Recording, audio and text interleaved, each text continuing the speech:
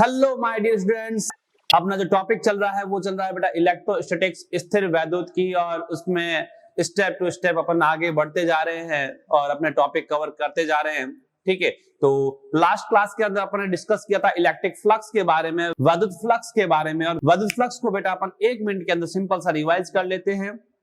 Electric flux के अंदर अपन ने सिंपल सी थ्योरेटिकल डेफिनेशन देखें तो आप सीधा सीधा कह सकते हो कि वैद्युत क्षेत्र में स्थित किसी पृष्ठ में से गुजरने वाली बल रेखाओं की संख्या जो होती है उसे कहते हैं वैद्युत फ्लक्स। पर यही अगर मैथमेटिकल वैल्यू देखें इसकी, तो मैथमेटिकल वैल्यू के अंदर बताया था अपन ने वैद्युत फ्लक्स का जो मान होता है वो वैद्युत क्षेत्र सदिश और क्षेत्रफल सदिश मतलब ई वेक्टर और ए वेक्टर का अदिश गुणनफल होता है। वैद्युत क्षेत्र सदिश व क्षेत्रफल सदिश का बिंदु गुणनफल जो होता है, अदिश गुणनफल जो होता है वो वैद्युत फ्लक्स कहलाता है। और उसका फॉर्मूला आता है phi = E vector dot A vector, या फिर आप लिख सकते हो EA cos theta, EA cos theta. ठीक है, मात्रक की बात करें तो मात्रक सिंपल सा बताया था वोल्ट इंटू मीटर अदिश भौतिक राशि है, ये भी बताया था। साथ साथ में ये भी बताया था जब कुंडली या पृष्ठ जो होती है वो फील्ड के क्षेत्र के बल रेखाओं के लंबवत होती है तो फ्लक्स का मान अधिकतम होता है, क्योंकि इस केस के अंदर एरिया वेक्टर और फील्ड वेक्टर के बिटवीन जो एंगल आता है वो 0 डिग्री आता है, 0 डिग्री आता है। यही अगर आपका प्लेन जो है पैरेलल हो जाए किसके, इलेक्ट्रिक फील्ड के, वैद्युत क्षेत्र और पृष्ठ का तल दोनों ही समानांतर हो जाए तो उस केस में फ्लक्स की वैल्यू होती है 0, क्योंकि वहां पर एरिया वेक्टर वर्टिकली अपवर्ड और फील्ड हॉरिजॉन्टल में, तो उस केस में एंगल होता है 90 और cos 90 की वैल्यू जो होगी वो 0 होगी, तो फ्लक्स 0 होगा। यहां पर एक चीज और डिस्कस की थी, अगर इलेक्ट्रिक फील्ड लाइंस अगर एंटर कर रही है, फ्लक्स एंटर कर रहा है तो इनकमिंग फ्लक्स जो होता है वो नेगेटिव होता है, आउटगोइंग फ्लक्स जो होता है वो पॉजिटिव होता है। इनकमिंग फ्लक्स के लिए आपके पास थीटा 180 आता है, जबकि आउटगोइंग फ्लक्स के लिए आपके पास एंगल 0 डिग्री आता है बेटा। क्लियर, ये लास्ट क्लास में अपने डिस्कस कर लिया था। आज डिस्कस करने वाले बेटा इलेक्ट्रिक डाइपोल। ये इलेक्ट्रिक डाइपोल द्विध्रुव जो है बहुत ही इंपॉर्टेंट है, कॉन्सेप्चुअल है, सिंपल सा है, बोर्ड एग्जाम्स के अंदर पूछे जाते हैं, कंपटीशन एग्जाम में भी पूछे जाते हैं। तो आप इसको केवल और केवल ढंग से एक बार समझ लें, एक बार समझ लिया तो आपको इसको रट्टा मारने की जरूरत नहीं रहेगी बेटा। तो बात करते हैं इलेक्ट्रिक डाइपोल की। वैसे इलेक्ट्रिक डाइपोल को पढ़े उससे पहले आप लोगों को यह पता होना चाहिए डाइपोल का क्या मीनिंग होता है। डाइपोल, डाई मतलब दो, पोल मतलब ध्रुव। जहां पर भी दो ध्रुव मिलेंगे उसे डाइपोल कहोगे। जहां सिंगल पोल होता है, सिंगल ध्रुव होता है, उसे यूनिपोल बोलते हैं। ठीक है, तो यहां पर लिखा हुआ डाइपोल, डाइपोल का मतलब होगा यहां पर दो पोल मिलेंगे और दोनों पोल जो होते हैं वो ऑपोजिट नेचर के होते हैं, ऑपोजिट नेचर के होंगे। ठीक है, अब यहां पर लिखा हुआ इलेक्ट्रिक डाइपोल, तो इलेक्ट्रिक डाइपोल का इलेक्ट्रिक मतलब चार्ज, इलेक्ट्रिक मतलब चार्ज, तो सिंपल से आ जाएगा वैद्युत द्विध्रुव।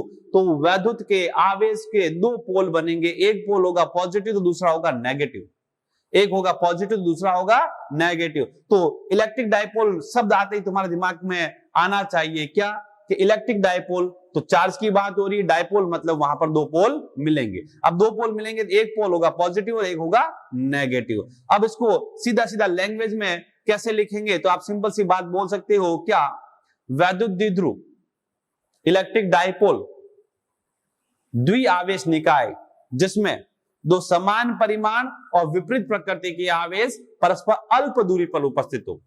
दो समान परिमाण और विपरीत प्रकृति के आवेश परस्पर अल्प दूरी पर उपस्थित हो तो उसे कहते हैं इलेक्ट्रिक डाइपोल। क्या कहते हैं, इलेक्ट्रिक डाइपोल। आप समझना, जैसे आपने क्या किया, ये लेट कर लिया, ये एक प्लस क्यू चार्ज ले लिया और एक माइनस क्यू चार्ज ले लिया। ये जो है परस्पर अल्प दूरी जिसको मैंने 2a से लेट कर लिया और ये प्रेजेंट हो, उपस्थित हो, तो उसे कहते हैं, इस द्विआवेश निकाय को, इस युग्म को कहा जाएगा इलेक्ट्रिक डाइपोल। जहां पर समान परिमाण और विपरीत प्रकृति के आवेश परस्पर अल्प दूरी पर उपस्थित हो तो उसे बोलते हैं इलेक्ट्रिक डाइपोल। अब बात यह आती है कि सर अल्प दूरी क्या होती है। वैसे ये डिस्टेंस जो होती है वो जनरली एंगस्ट्रॉम ऑर्डर की होती है, एटॉमिक ऑर्डर की होती है, एटॉमिक परमाणुीय कोटि की होगी। ठीक है, तो पहली बात क्लियर हो गई। इलेक्ट्रिक डाइपोल, इलेक्ट्रिक डाइपोल का सिंपल सा मतलब है दो समान परिमाण और विपरीत प्रकृति के आवेश परस्पर अल्प दूरी पर उपस्थित हो तो उसे इलेक्ट्रिक डाइपोल कहते हैं, वैद्युत द्विध्रुव कहते हैं। क्लियर। अब इसी के बाद में एक और पॉइंट आता है द्विध्रुव आघूर्ण, electric dipole moment. Electric dipole moment, द्विध्रुव आघूर्ण। अब द्विध्रुव आघूर्ण को अगर देखा जाए तो उसका फॉर्मूला लिखा जाता है ये P = Q × 2A। ये अब इसी को अगर शब्दों में बोले तो सिंपल सी बात कह सकते हैं कि किसी भी डाइपोल का डाइपोल मोमेंट द्विध्रुव आघूर्ण का मान, किसी भी द्विध्रुव आघूर्ण का जो मान होता है वो उस द्विध्रुव के किसी एक आवेश के परिमाण तथा उन दोनों आवेशों के मध्य दूरी के गुणनफल के तुल्य होता है। एक बार फिर से सुनना बेटा, किसी भी द्विध्रुव आघूर्ण का मान जो होता है वो द्विध्रुव के किसी एक आवेश और उन आवेशों के बीच की दूरी के गुणनफल के तुल्य होता है बेटा, के तुल्य होता है।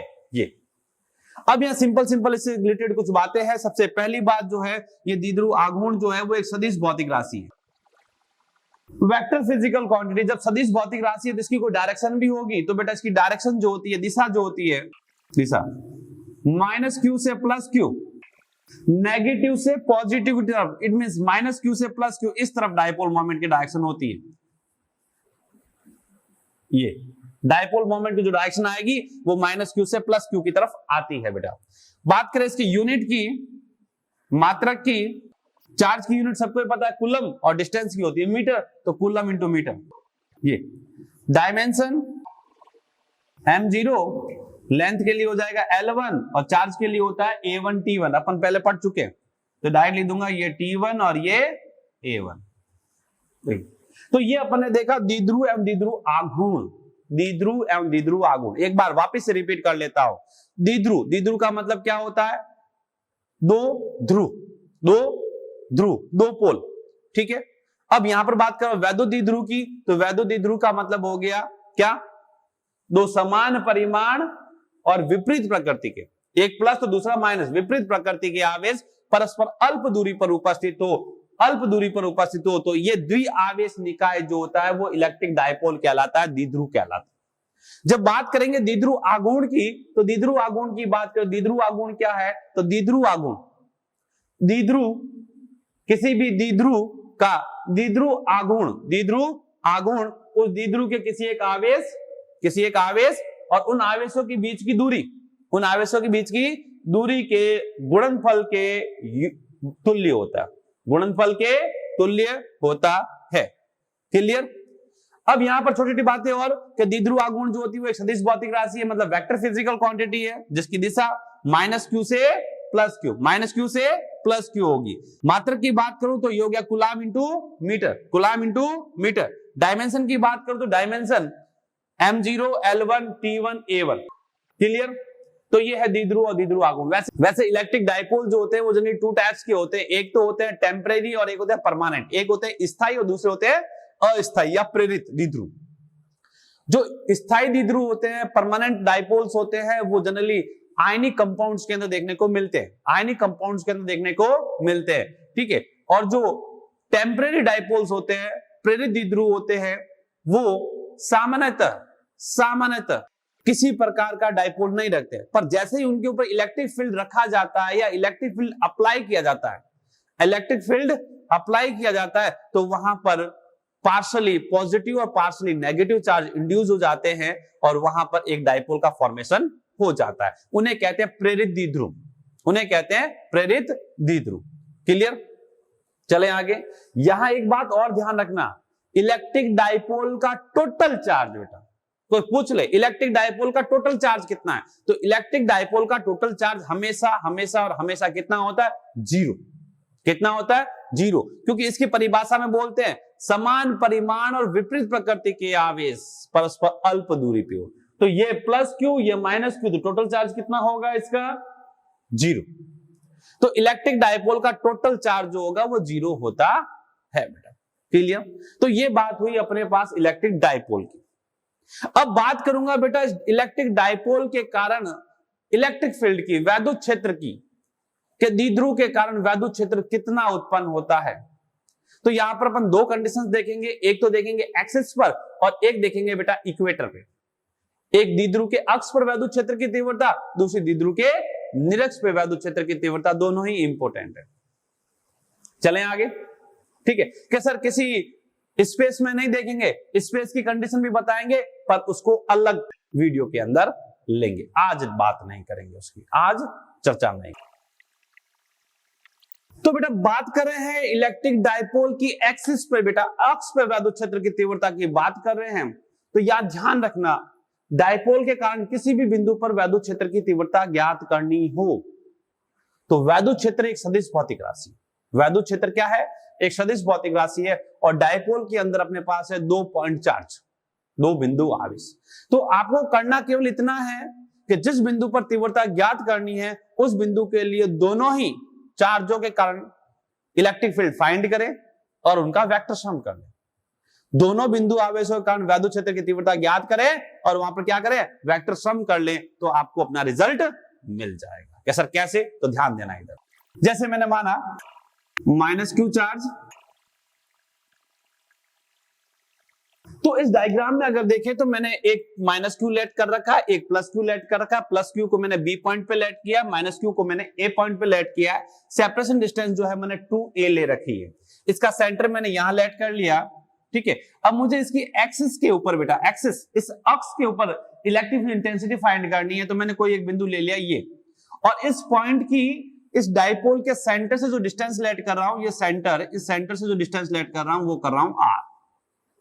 ये अब इस पॉइंट पे मुझे जो इलेक्ट्रिक फील्ड की वैल्यू निकालनी है, वैद्युत क्षेत्र की तीव्रता निकालनी है, तो मैंने आपको कहा वैद्युत क्षेत्र जो है वो एक सदिश भौतिक राशि है। तो आप सिंपल सा क्या करो, दोनों बिंदु आवेशों के कारण, दोनों बिंदु आवेशों के कारण वैद्युत क्षेत्र ज्ञात करो और सदिश योग कर डालो। अब दोनों बिंदु आवेशों के कारण वैद्युत क्षेत्र ज्ञात करना है तो मुझे यहां पर पहले रखना पड़ेगा एकांक धनावेश, मानना पड़ेगा, क्योंकि उससे मुझे दिशा पता चलेगी। तो मैंने लेट कर लिया एकांक धनावेश। जब एकांक धनावेश रखूंगा तो इस एकांक धनावेश को ये -q जो है, -q क्या करेगा, आकर्षित करेगा, आकर्षित। तो धनावेश में बल लगेगा इस तरफ, जब बल इस तरफ आएगा तो वैद्युत क्षेत्र की दिशा भी इसी तरफ आएगी।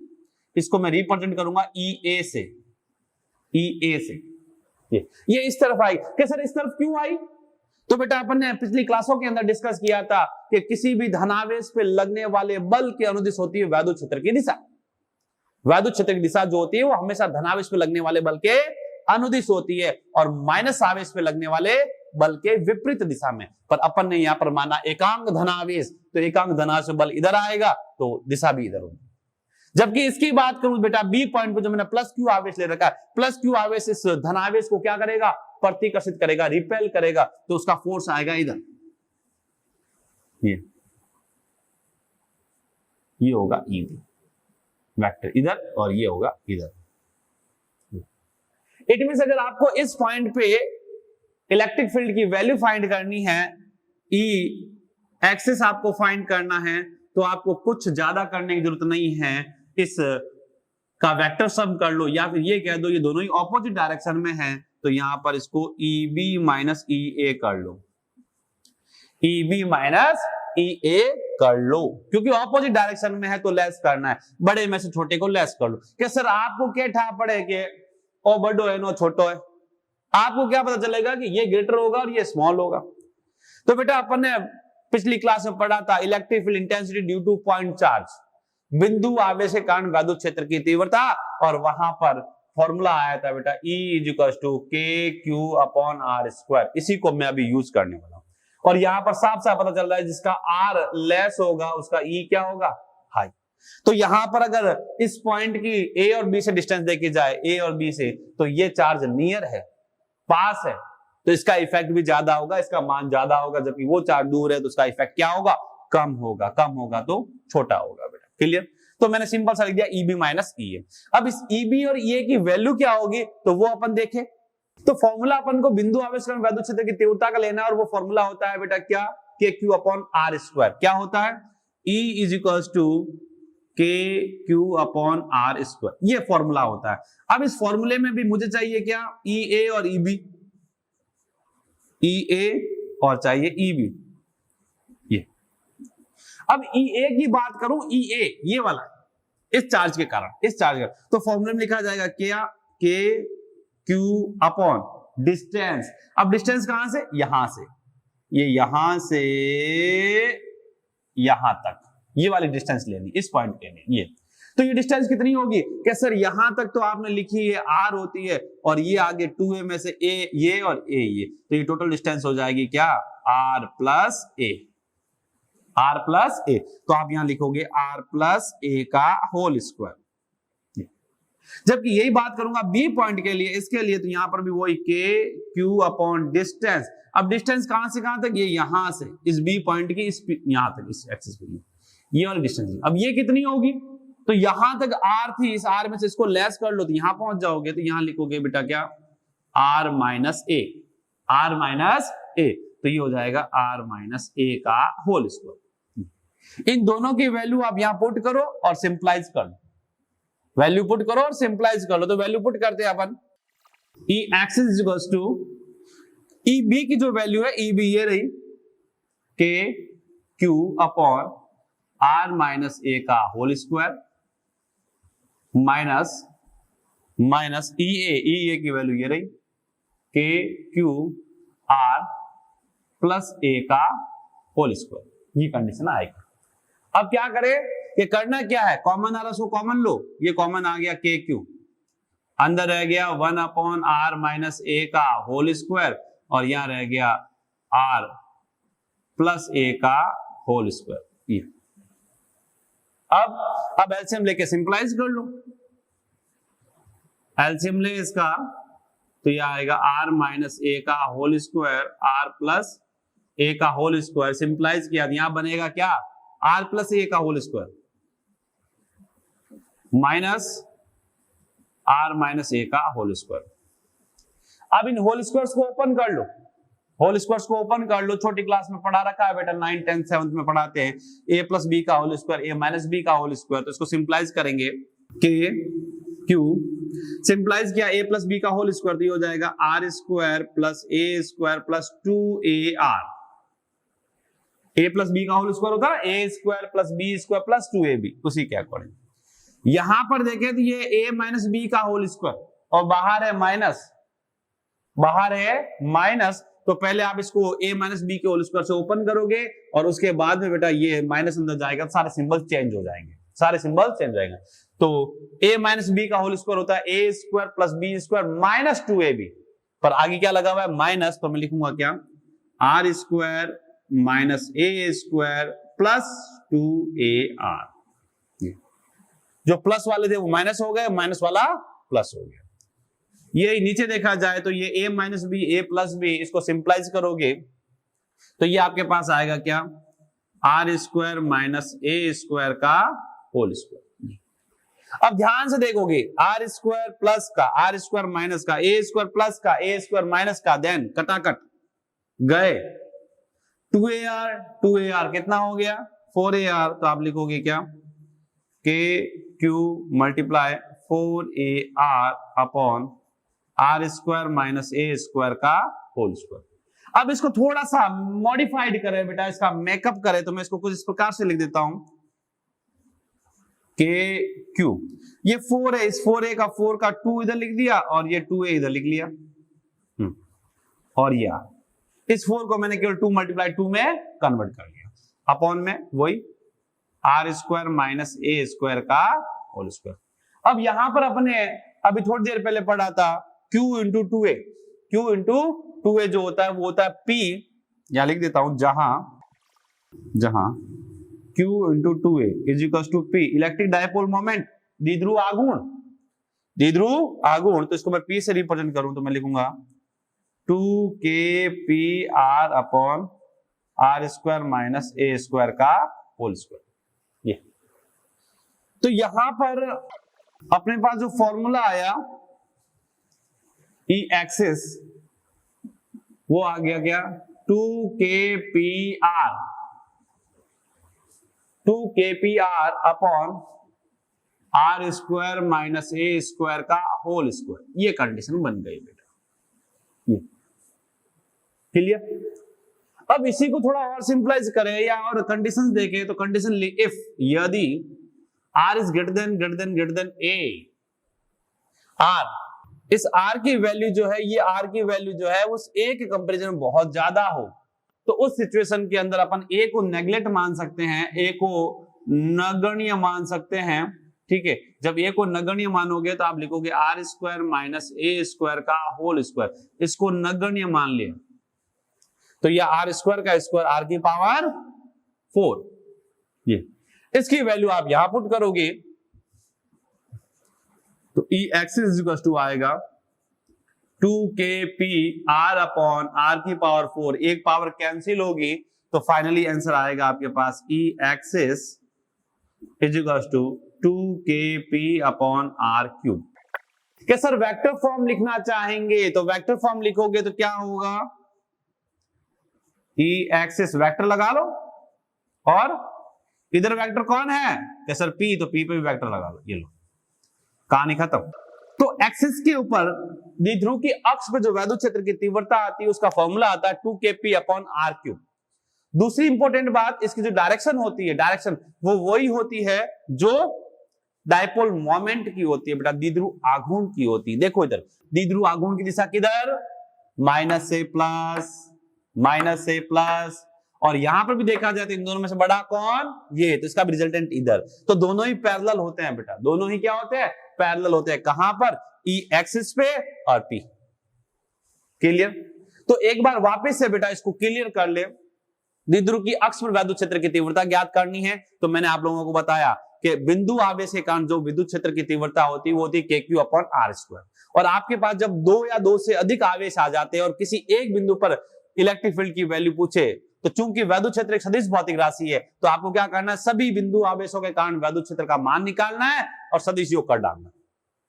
तो वही चीज मैंने यहां पर की है। दो मेरे पास डायपोल था तो एक माइनस क्यू है एक प्लस क्यू है, इस बिंदु पे मुझे निकालना था तो इस बिंदु के कारण देखा तो इसने इसको अट्रैक्ट किया, इधर आया, प्लस क्यू ने इसको रिपेल किया तो इधर आया, क्योंकि मैंने यहां माना एकांक धनावेश, दिशा ज्ञात करना। अब यहां पर मेरे पास रिजल्टेंट आ जाएगा कि इसकी जो भी वैल्यू होगी वो होगी ईबी माइनस ईए।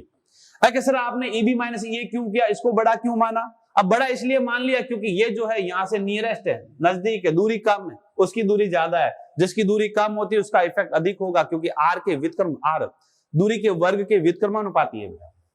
क्लियर। तो मैंने इसको लिख दिया ईबी माइनस ईए। अब इस ईबी की वैल्यू ये रही, ईए की वैल्यू ये रही, दोनों की वैल्यू मैंने पुट की, पुट करके मैथमेटिकल एनालिसिस के अकॉर्डिंग जो है अपन स्टेप टू स्टेप चलते गए और अपने पास रिजल्ट आ गया। रिजल्ट क्या आया, 2kp upon r। I think बेटा ये चीज जो है तुम्हारे लिए पॉइंट टू पॉइंट पूरी पूरी क्लियर होगी। केवल एक फॉर्मूला याद होना चाहिए, क्या, kq अपॉन r स्क्वायर, बिंदु आवेश के कारण वैद्युत क्षेत्र की तीव्रता kq upon r square. Clear.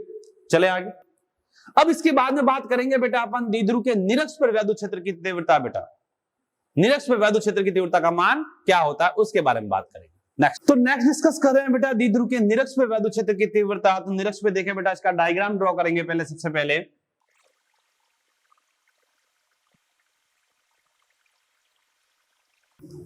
तो यहां देखना बेटा अपन एक इलेक्ट्रिक डायपोल बना लिया, प्लस क्यू माइनस क्यू, और ये मैंने इक्वेटर के ऊपर निरक्ष के ऊपर एक कोई बिंदु ले लिया जिसकी सेंटर से दूरी जो है वो r है। इस बिंदु पर मुझे वैद्युत क्षेत्र की तीव्रता ज्ञात करनी है।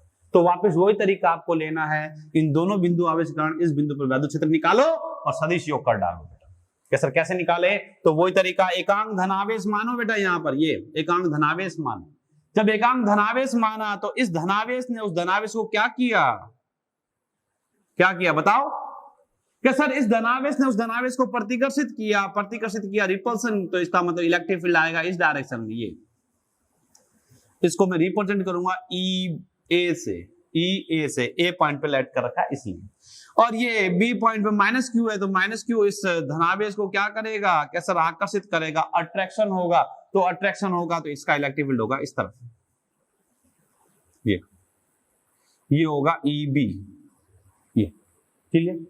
अब यहां पर इस ई ए और ई बी का वेक्टर सम करना है कि सर वेक्टर सम कैसे करें, तो वेक्टर सम करने के बहुत से तरीके हैं पर अपन यहां पर इसके सिंपल कंपोनेंट्स करेंगे और सॉल्व कर देंगे। कि सर कैसे करोगे वो देखो। तो यहां ध्यान देना, ये ए है, ये आर है, इसको मैं डिस्टेंस को बोलता हूं एक्स बोल देता हूं, और ये एंगल में लेट कर लेता हूं थीटा, ये भी कर लिया मैंने थीटा। क्लियर।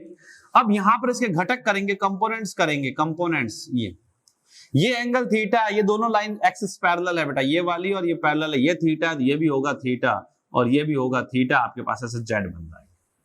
क्लियर। तो इस ई ए के कंपोनेंट्स किए जाए तो ई ए का कंपोनेंट जो इस डायरेक्शन में आएगा इधर, वो होगा आपके पास ई ए कॉस थीटा।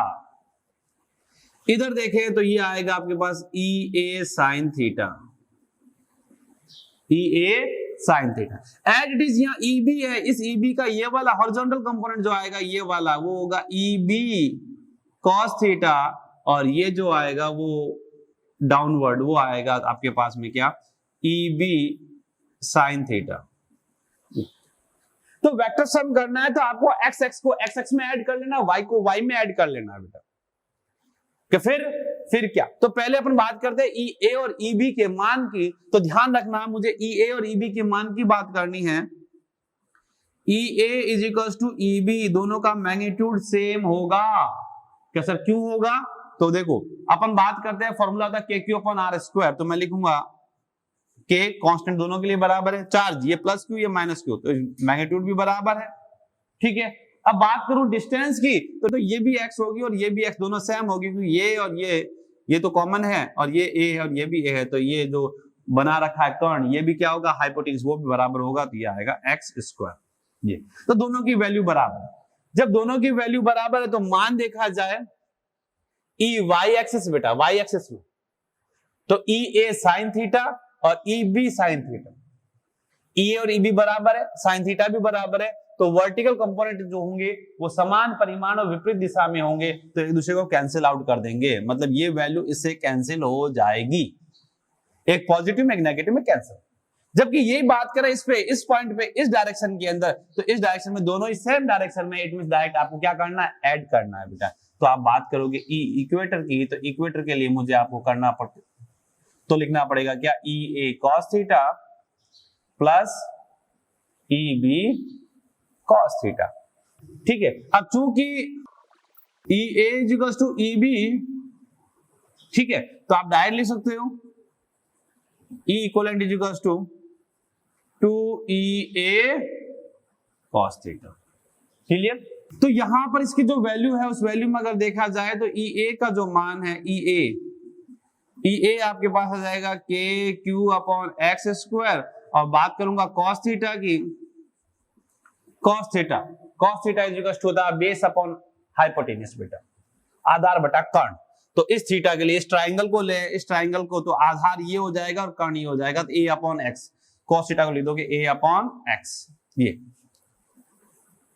तो इन दोनों की वैल्यू यहां रखें तो E इक्विवेलेंट आपको मिलेगा, E equivalent is equal to EA की value k Q upon x square और cos थीटा की वैल्यू ये, तो ये लिख दिया a अपॉन एक्स। क्लियर, थोड़ा सा इसको सिस्टमेटिक अरेंज करके लिखें तो अपने पास आएगा के क्यू मल्टीप्लाई 2a, इस 2 को ध्यान दिया, और ये हो गया x cube, Q into 2a P होता है, तो इसकी वैल्यू रखें E equivalent is equal to k P upon x cube, ये आ गया। तो यहां पर x की वैल्यू देखें तो x is equal to x, ये ट्राइंगल है, ठीक है, तो पाइथागोरस थ्योरम से x की वैल्यू जो बनती है वो आपके पास आएगी क्या, आर स्क्वायर प्लस ए स्क्वायर की पावर 1/2। ये इस x की वैल्यू यहां पुट कर ली तो मेरे पास आ गया E equivalent is equal to के P upon are square plus A square की पावर 1/2, और यहां पर ऑलरेडी 3 है तो यह हो जाएगी पावर 3/2। ये कंडीशन आपको देखने को मिलेगी।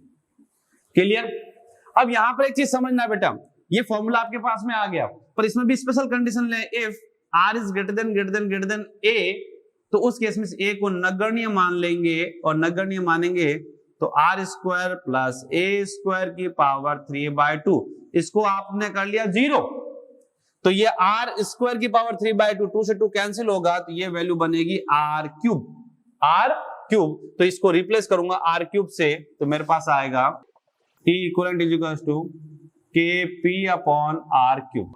ये बात, अगर इसका वेक्टर फॉर्म लिखना चाहते हो तो वेक्टर फॉर्म लिखा जाएगा क्या, E equator is equal to minus of K P vector upon are cube. क्या सर ऐसा क्यों, ऐसा इसलिए क्योंकि यहां पर देखा जाए तो P की जो डायरेक्शन है, P की डायरेक्शन होती है माइनस से प्लस, मतलब इधर ये माइनस से प्लस, जबकि E की डायरेक्शन आई है प्लस से minus, it means E equator और पी दोनों ही एंटी पैरेलल होते हैं, विपरीत होते हैं, विपरीत होते हैं। क्लियर? आया समझ में? इसमें एक छोटी सी बात और ध्यान रखना, छोटा सा सवाल पूछा जाता है, ई एक्सिस और ई इक्वेटर इन दोनों का रेशियो। तो ई एक्सिस की वैल्यू होती है 2kp/r³ और ई इक्वेटर की है बेटा kp/r³। अभी अपन ने निकाला, दोनों को डिवाइड करेंगे तो अपने पास रेशियो आ जाएगा E axis upon E equator is equals to 2:1। अक्ष और निरक्ष में वैद्युत क्षेत्र की तीव्रताओं का अनुपात जो आता है वो आता है 2:1। अक्ष पे जो वैद्युत क्षेत्र की तीव्रता होती है वो निरक्ष की तुलना में 2 गुना होती है, 2 गुना। तो यहां अभी अपन ने डिस्कस किया बेटा इलेक्ट्रिक डायपोल, डायपोल मोमेंट, और उसके बाद में डायपोल के कारण अक्ष और निरक्ष पर वैद्युत क्षेत्र की तीव्रता। आई थिंक अच्छे से समझ में आया होगा। इसको पॉइंट टू पॉइंट एकदम क्लियर, क्रिस्टल क्लियर कर लेना बेटा, बहुत ही इजी है। ठीक है, अब इसी के बाद में इस डायपोल को अलग अलग फील्ड में रखेंगे, इलेक्ट्रिक फील्ड में रखेंगे। अब इसी को अब नेक्स्ट जो अपन क्लास में डिस्कस करने वाले हैं इसी इलेक्ट्रिक डायपोल को करेंगे, जिसमें अपन क्या करेंगे, इस डायपोल को फील्ड में रखेंगे, इलेक्ट्रिक फील्ड में, और उसके ऊपर इफेक्ट क्या क्या पड़ते हैं उनके बारे में डिस्कस करें। तो मिलेंगे नेक्स्ट क्लास में बेटा। ओके।